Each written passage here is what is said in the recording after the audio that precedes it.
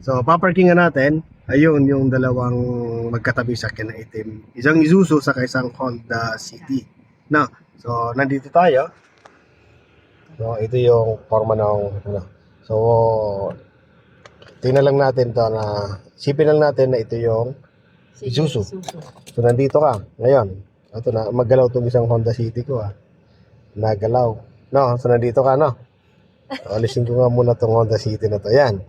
So, gagawin mo, dahil nandito ka, pupuntahan mo muna yung Isuzu na yun. Ito. Yung Isuzu na yan. Itim. Itong uso na sakyan mo, ito makulit itong uso ko Itong uso na sakyan mo, pa-point muna doon. Wala na, alis. Pulitin mo na lang siya. Hindi, naalis talaga yan. Yan. Papupuntahin mo muna siya doon.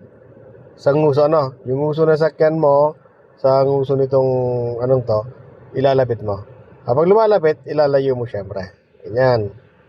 Tapos, pag tumapat na po yung mirror niyan, sa ilaw niya, kabig ka ng kaliwa, patodo, tapos sa bante, hanggang makita mo lang itong side na to. Na, pag nakita mo na, stop ka na, then, reverse, yung gulong mo sa likod, yan tingnan mo, saka mo ilapit-lapit dito. Try natin, ha? Malikot kasi itong aking puting sasakyan, Ha? So, try natin, ma'am. Okay. Okay. Paanda rin na naman. Yan. So, lapit mo yung uso ng sakyan mo doon muna. Targetin mo muna yon, yung Isuzu na yon. Okay. Yan. Parang patarget. Bagalan mo lang. Tapos pag lumalapit na, layo mo ng konti yung sasakyan. Pag tumapat na yung mirror dyan, kabig ka po. Hanggang makita mo lang to dito. Hop. Stop. Kita mo na siya. Ayan. Todo mo na manibela pumunta dito. Sa kanan. Sa reverse. O, dito muna ang attention mo. Kasi yung gulong natin sa likod, ilalapit natin dito sa Isuzu.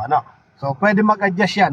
Kung halimbawa, sumisikip, gigitna mo lang manibela mo. Papakaramdaman mo ngayon. Yan. Pagkaya niya, parang nadikit na, Nadikit. So, gagawin mo lang, gigitna mo lang muna. Ayan, kasi napasobra lang. Ayan.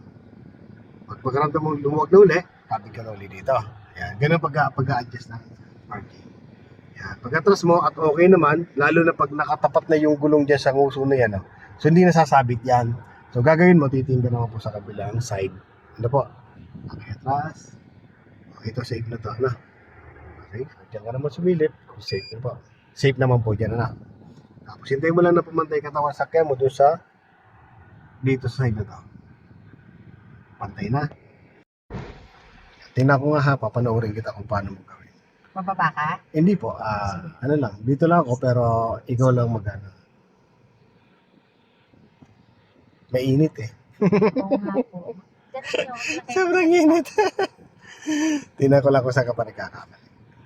Dito magpapark siya. Yan. Hindi ka natin yan. Ayan na. Trasan mo na yan. Sa gawin mo lang. Okay.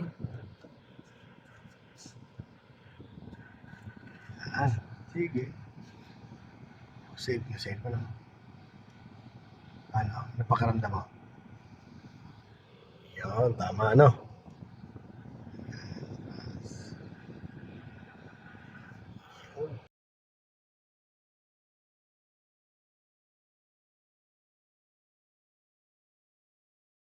Galing.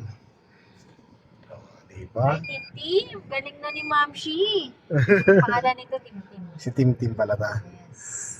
Diba? Ganun lang, at least nararamdaman mo na sumisikip, nagigit na siya na.